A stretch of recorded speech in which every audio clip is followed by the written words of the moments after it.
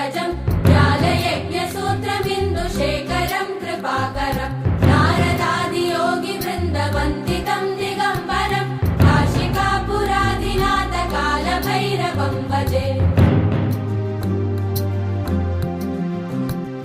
भानुकोटिभास्वरम् भवाब्धितारकम् परम्